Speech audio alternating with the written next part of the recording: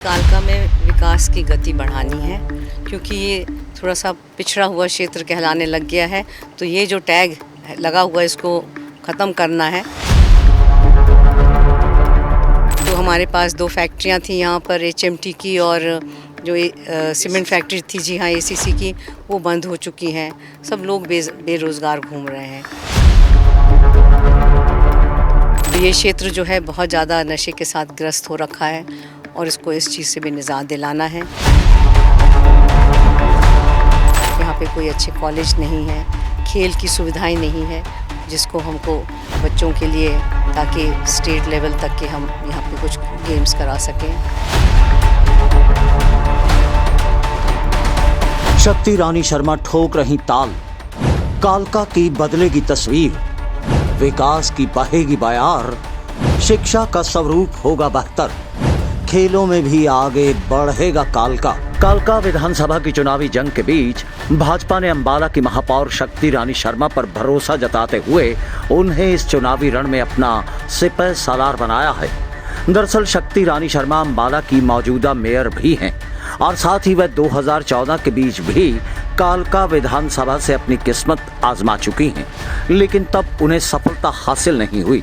लेकिन इस बार नारी शक्ति व समाज सेविका के रूप में भी अपनी पहचान स्थापित कर चुकी शक्ति रानी शर्मा को पूरा भरोसा है कि जनता उनमें विश्वास जताते हुए उन्हें अपने वोटों से नवाजेगी और वह भी कालका क्षेत्र में विकास की बयार बहाते हुए उसकी तस्वीर बदल कर रख देने की बात बाखूबी कह रही हैं। उनके संग कंधे से कंधा मिलाकर चल रहे भाजपा कार्यकर्ता व दूसरे नेता भी उन्हें जिताने की अपील करते हुए जनता के बीच पहुंच रहे हैं। कुछ किए जय जयकार नहीं होती और मेहनत करने वालों की कभी हार नहीं होती।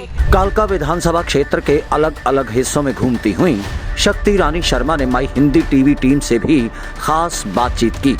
क्या कहना था उनका, जरा आप भी सुनिए। जी नमस्कार, मैं हिंदी टीवी देखने वाले हमारे सभी दर्शकों का बहुत बहुत स्वागत है।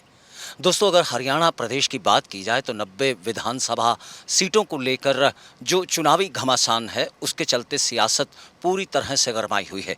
लेकिन खास सीट अगर कालका विधानसभा क्षेत्र की बात करें तो कालका नगर जो है वो महाकाली के नाम का नगर है और यहाँ से भाजपा ने जो है वो महिला शक्ति को ही अपना प्रत्याशी बनाते हुए, अपना उम्मीदवार बनाते हुए जिन्हें मैदान में उतारा है। समाज सेवा करते हुए उनकी एक अच्छी छवि है और एक बड़े राजनीतिक पृष्ठभूमि वाले परिवार से वह संबंध रखती हैं और मौजूदा दौर में अंबाला की महापौर भी हैं। जी हाँ, आप समझ ही गए होंगे, हम बात कर रहे हैं आदरणीय शक्ति रानी शर्मा जी की, जो कालका विधानसभा क्षेत्र से भाजपा के उम्मीदवार के तौर पर इस विधानसभा के चुनावी रण में हैं। और उन्हीं से बातचीत करते हुए जानते हैं कि वो जो दिन रात एक करने में जुटी हुई हैं, आखिरकार जनता का सहयोग किस प्रकार से उन्हें हासिल हो रहा है।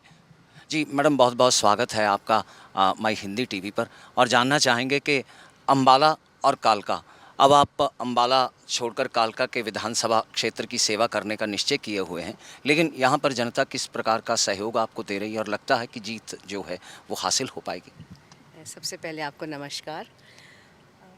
देखिए, कालका माता की धरती पर शायद मुझे माँ का काली का आवाहन हुआ है, क्योंकि मैं दूसरी बार यहाँ पर इलेक्शन लड़ने आई हूँ। 2014 में भी मैंने यहाँ से कॉन्टेस्ट किया था और ये अब दूसरी बार है।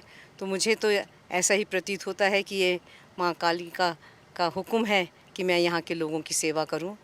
और अगर मैं कहूँ कि लोगों का बहुत उत्साह है, बहुत प्रेम मिल रहा है, हर वर्ग का साथ मिल रहा है और भरपूर आशीर्वाद मिल रहा है। जी, अगर बात आपके क्षेत्र अंबाला की करें तो वहाँ पर महापौर रहते हुए आपने कई तरीके से शहर के बीच काम करवाते हुए उसकी तस्वीर बदल कर रख दी, लेकिन कालका के बीच किस तरीके की समस्याओं को देखती हैं और अगर आप जीतती हैं तो क्या समझती हैं उन समस्याओं का हल जो है वो पहल के तौर पर किया जाना चाहिए? देखिए, कालका में विकास की गति बढ़ानी है क्योंकि ये थोड़ा सा पिछड़ा हुआ क्षेत्र कहलाने लग गया है।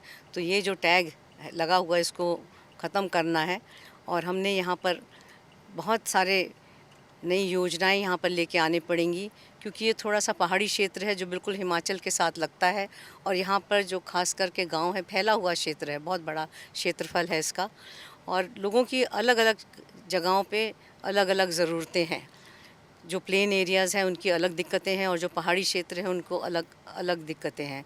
तो उन सबको आगे रखते हुए कि जिसकी ज़्यादा ज़रूरत है, अहमियत है, उनको आगे रखते हुए उनके ऊपर काम करना है।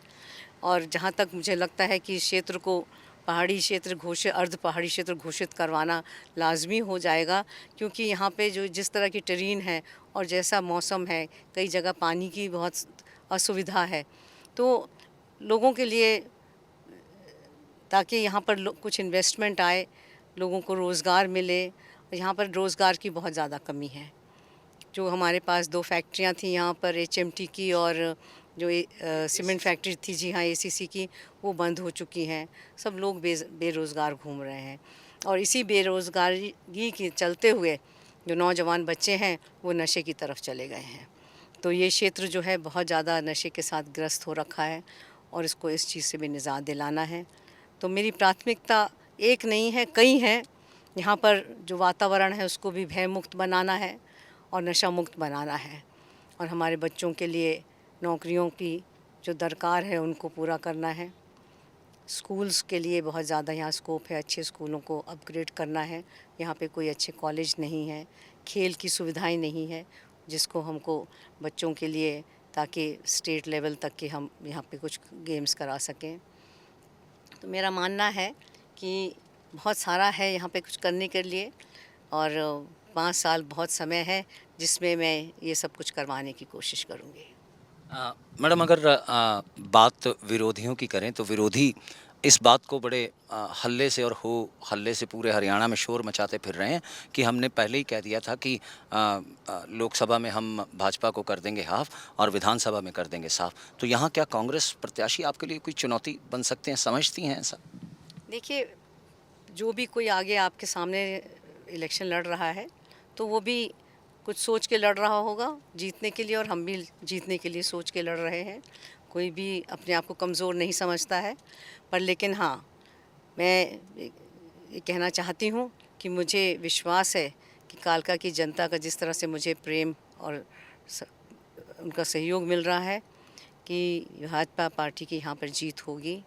और जो हमारे पूर्व विधायक यहाँ के रहे हैं, उन जिस भी क्षेत्र में मैं गई हूँ तो लोगों की बहुत इस बात की शिकायत रही है कि पिछले 5 साल में विधायक जी कभी नज़र ही नहीं आए, ना उन्होंने कोई काम कराया। और जब भी उनसे कुछ बात करी तो कहते की करा, मेरी सरकार ही नहीं है, मेरी चलती नहीं है।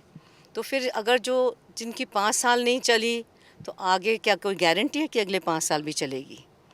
तो वो लोग बहुत समझदार हैं और इस चीज़ को समझते हैं और उनको पता है केंद्र में भारतीय जनता पार्टी की सरकार है और तीसरी बार प्रदेश में भी भारतीय जनता पार्टी की सरकार आएगी। आपके कार्यक्रमों में ज़्यादातर अगर बात की जाए, जो भाजपा नेत्री रही हैं लतिका शर्मा जी, वो दिखाई नहीं पड़ रही हैं। क्या सहयोग हासिल पूरे तरीके से हो रहा है, साथ साथ कदम मिलाकर चल रही हैं, या किसी प्रकार की दिक्कत आपको नज़र आती है? देखिए, पार्टी का 100% सहयोग मिल रहा है, पार्टी के कार्यकर्ताओं का सहयोग मिल रहा है, सारे MCs का सहयोग मिल रहा है और पूरे जो हमारे लोग हैं उनका सहयोग मिल रहा है। तो अगर वो इससे कुछ दूरी बनाई हुई हैं तो मुझे नहीं लगता इसका कोई फ़र्क पड़ने वाला है। वैसे ऐसी कोई बात नहीं है, वो भी भारतीय जनता पार्टी की ही कार्यकर्ता हैं और उनसे बातचीत हुई है, कोई ऐसी दिक्कत नहीं है। चलते चलते एक आखिरी सवाल कि आप माँ भी हैं, आप पत्नी भी हैं और एक लंबी चौड़ी राजनीतिक पृष्ठभूमि वाले परिवार की बहू भी हैं। तो अपनी इस सारी दिनचर्या के बीच सामंजस्य जो है वो कैसे बिठा पाती हैं और परिवार किस तरीके से सहयोग करता हुआ नज़र आ रहा है? देखिए, मैं अपने आप को बहुत खुशनसीब समझती हूँ कि पूरा परिवार हमारे एकत्रित होकर सहयोग करता है, एक छतरी के नीचे काम करता है और वो विनोद शर्मा जी की अध्यक्षता में काम करता है और बहुत हमारा आपस में तालमेल बहुत अच्छा है। जी बहरहाल ये थी आदरणीय शक्ति रानी शर्मा जी, जो अम्बाला शहर से महापौर भी हैं और फिलहाल कालका विधानसभा चुनाव के दौरान वे भाजपा के उम्मीदवार के तौर पर इस चुनावी जंग के बीच हैं। और उनकी नज़र में जो कालका की जनता है वह भाजपा का सहयोग करते हुए जहां प्रदेश के अंदर तीसरी बार भाजपा की सरकार बनवाएगी, तो वहीं उन्हें भी यही विश्वास है कि वह भी जीत दर्ज करते हुए यहां से विधायक बन इस इलाके की सेवा करेंगी। बहरहाल बहुत बहुत शुक्रिया शक्ति रानी शर्मा जी, बहुत बहुत धन्यवाद।